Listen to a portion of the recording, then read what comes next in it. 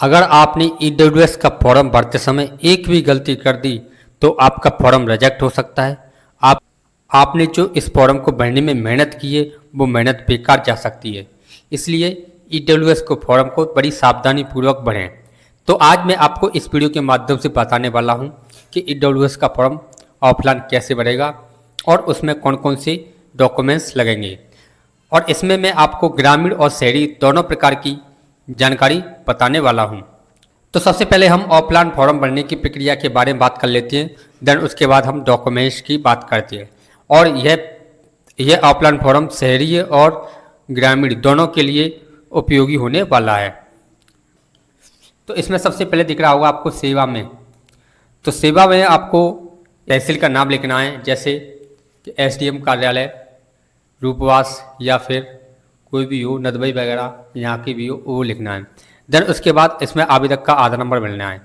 और एक बात, जो आवेदक का जो फोटोग्राफ्स है इसमें आवेदक का फ़ोटो लगाना है और उसको गेट ऑफिसर से अटेस्टेड कराना है। देन उसके बाद आवेदक का पूरा नाम, जन्मतिथि, पूरी जन्मतिथि लिखनी है और जन्म स्थान लिखना है जहाँ से आपका जन्म हुआ है। इसमें जन्मतिथि के हिसाब से आप अपनी उम्र निकाल के भर देंगे। उसके बाद स्थायी पता और वर्तमान पता, अगर आपका वर्तमान पता अलग है और स्थायी पता अलग है तो अलग अलग भर सकते हैं, अगर सेम है तो सेम भर सकते हैं। उसके बाद फ़ोन नंबर को छोड़ देंगे, उसका मोबाइल नंबर इसमें ज़रूर डालेंगे। और आवेदक का धर्म, कौन से धर्म से बिलोंग करता है, जाति कौन सी है, और उपजाति। जाति में आपको सामान्य भरना है और उपजाति में आपको जो आपकी जाति है, जैसे ब्राह्मण, ठाकुर या फिर जाट या फिर वैश्य, कोई भी जाति है वो उपजातियों में भरनी है। देन उसके बाद पुरुष और महिला पर टिक कर देंगे, उसी प्रकार विवाहित और अविवाहित पर टिक कर देंगे। पिता का नाम इसमें लिखना है और माता का नाम इसमें लिखना है। अगर आप विवाहित महिला हैं तो पति का नाम लिखें, और विवाहित पति हैं तो पत्नी का नाम इस वाले कॉलम में लिखें। इन वाले कॉलमों को खाली छोड़ दो, कोई दिक्कत नहीं, इनको कुछ नहीं भरना है। इसमें NA कर देंगे। अगर आप सरकारी कर्मचारी नहीं हैं तो, अगर सरकारी कर्मचारी हैं तो उसका पद लिखेंगे, राज्य का है या स्टेट का है या फिर केंद्र का, उसमें पद का नाम और विभाग, और वेतनमान कितनी आय है वार्षिक, और प्रतिम नियुक्ति की तारीख लिख देंगे। अगर आप संयुक्त राष्ट्र के यूनिसेफ विश्वविद्यालय संगठन में नियोजन अंतर्राष्ट्रीय संगठन उदाहरणार्थ में हैं तो इसको भरेंगे, अन्यथा खाली छोड़ देंगे। बेसिकली यात्रा होता नहीं है इनमें, तो इनको खाली छोड़ देंगे। उसके बाद पब्लिक सेक्टर को खाली छोड़ देंगे। पैरामेडिकल में है तो इसमें संगठन का नाम, पद का नाम और वेतनमान भर देंगे और प्रतिम नियुक्ति की तारीख दे देंगे। ठीक है सर। दम उद्योग आदि, तो इसमें संपत्ति का स्वामित्व का विवरण भरेंगे कि आपकी वास्तविक भूमि है या फिर वास्तविक आवासीय प्लेट है या फिर अनुसूचित म्युनिसिपल क्षेत्र में वास्तविक आवासीय प्लेट है, आवासीय प्लॉट है। म्युनिसिपल का मतलब होता है कि आपका नगरपालिका क्षेत्र में आवासीय प्लॉट है या फिर नगरपालिका क्षेत्र से आपका प्लॉट बाहर है, तो इसमें लिख देंगे। वास्तविक भूमि जो पटवारी वेरीफाई करेगा उस भूमि को इसमें रख लेंगे, और प्लॉट जो सेक्रेटरी वेरीफाई करेगा उस प्लॉट को इसमें लिख देंगे। देन उसके बाद वार्षिक आय आपकी कितनी है, और कृषि व्यवसाय अन्य स्रोतों से आय कितनी है, और नौकरी से आय कितनी है। उसके बाद टोटल इनकम लिख देंगे, जितनी टोटल आपकी इनकम बनी है वो इनकम इसमें लिख देंगे। इसके बाद अन्य कोई अभियुक्तियाँ, तो इसको भर लेंगे, कुछ नहीं करना इसमें स्थान लिखना है और दिनांक लिखना है, और इसमें आवेदक के सिग्नेचर करनी है। अब आ जाता है आपके सामने आय प्रमाण पत्र। आय प्रमाण पत्र में जिस आवेदक का EWS बनना है उसका इसमें फोटोग्राफ चिपकाएंगे और उसी के नाम से ये फॉर्म भरना है। एक बार फिर से समझाता हूँ, जिस आवेदक का EWS बनना है उसी का इसमें फोटोग्राफ चिपकाना है और उसी के नाम से इनकम वाला सिस्टम बनना है, इनकम वाला घोषणा पत्र बनना है।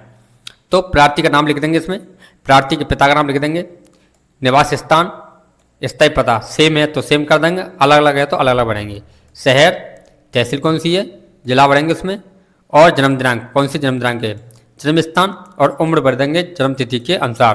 पुरुष या महिला में कौन है आप, उसके बाद विवाहित या अविवाहित, फिर उसके बाद धर्म, जाति, जाति में आपको सामान्य करना है और सामान्य या फिर ओबीसी, उपजाति में आपको जो आपकी जाति है जैसे ठाकुर, ब्राह्मण, वैश्य, जाट आदि को जाति है तो इस वाले उपजाति वाले ऑप्शन में भरना है।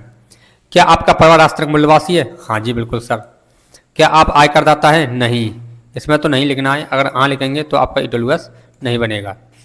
इसके बाद इसमें मोबाइल नंबर लिखना है। अब आपके सामने जो 3 नंबर दिख रहा होगा इस 3 नंबर को खाली छोड़ देंगे, इसमें कुछ नहीं भरना है।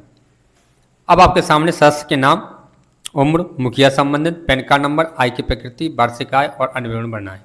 इसमें क्रम संख्या 1 डाल देंगे, 1 2 3 4 जो भी सदस्य हैं। उसके बाद उसमें पिता का नाम, उम्र पिता की, मुखिया संबंध पिता कर देंगे, पैन कार्ड खाली छोड़ देंगे, आकृति, व्यवसाय या फिर आय की प्रकृति, अगर मजदूरी है या फिर कृषि है या फिर कोई अन्य स्रोत है तो वो लिखेंगे और इसमें वार्षिक इनकम लिख देंगे, अन्य विवरण को खाली छोड़ देंगे। देन उसके बाद माता का नाम, माता की उम्र, संबंध माता, पैन कार्ड खाली छोड़ देंगे, आय की प्रकृति अगर गृहिणी है तो गृहिणी लिखेंगे, अन्य स्रोत से आ रही है तो उसका नाम लिखेंगे और इनकम भर देंगे। उसके बाद इसको खाली छोड़ देंगे। अब आपको आवेदक का नाम डालना है, आवेदक आप खुद ही हो जाएंगे।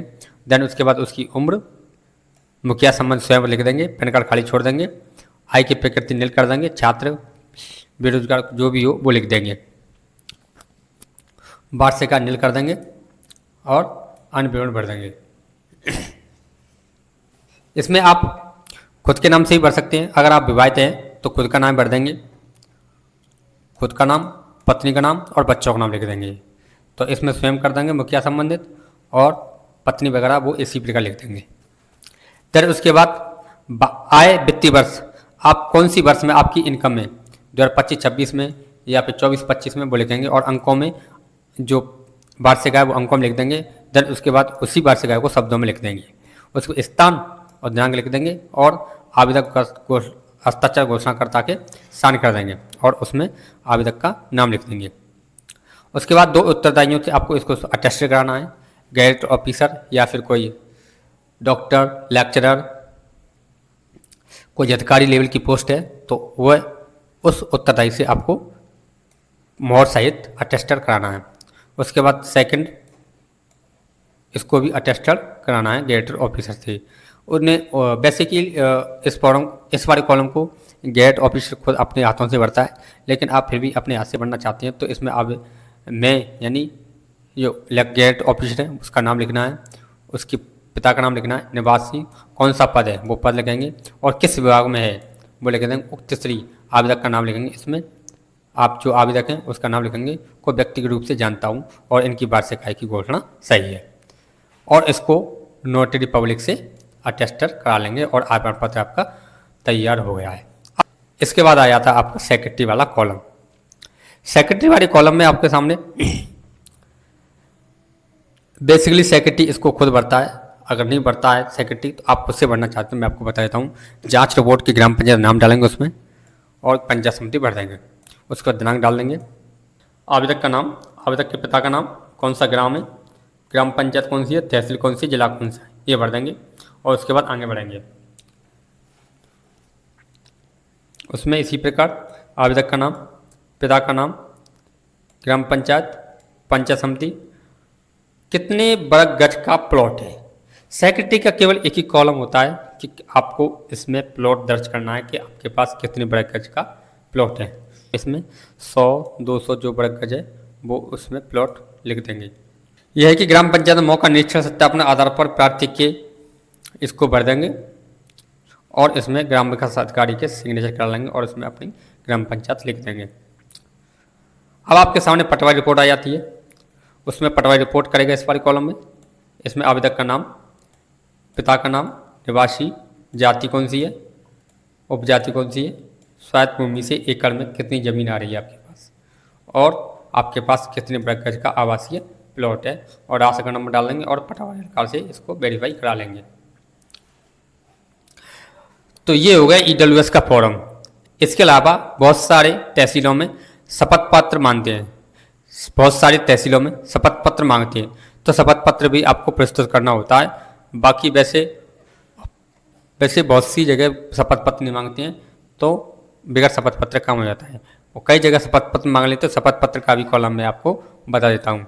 तो इसमें शपथ पत्र का कॉलम है ये, इसमें आवेदक का नाम लिखना है, पिता का नाम लिखना है, जाति लिखनी और निवासी कहाँ के रहने वाला और वार्षिक आय, और इसमें पद लिखना है।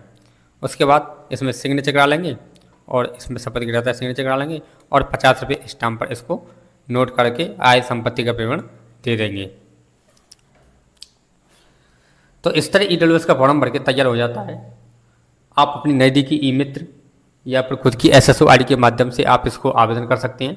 आवेदन के लिए जो महत्वपूर्ण दस्तावेज है वो आपके पास आधार कार्ड, जनाधार कार्ड, मार्कशीट, कोई भी शिक्षा के रूप में मार्कशीट हो चलेगी। देन उसके बाद लेटेस्ट मूल्यवान प्रमाण पत्र, अगर आपके पास पुराना ईडब्ल्यूएस है तो उसे भी लगाना जरूरी है।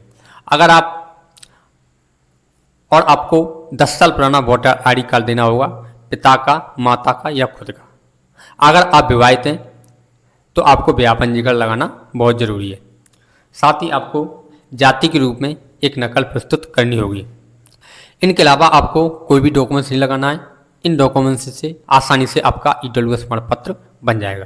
फिर भी अगर आपको ईडब्ल्यूएस बनाने में कोई भी समस्या आती है तो आप हमसे बेझिझक होकर के कमेंट बॉक्स के माध्यम से संपर्क कर सकते हैं। हम आपकी पूरी हेल्प करने के लिए तैयार हैं।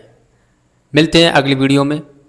तब तक के लिए आप हमारे यूट्यूब चैनल पवन डिजिटल इंडिया को सब्सक्राइब करें। वीडियो अच्छी लगी हो तो वीडियो को लाइक करें और आने वाली वीडियो देखने के लिए बेल आइकन दबाना ना भूलें। मिलते हैं नेक्स्ट अपडेट में।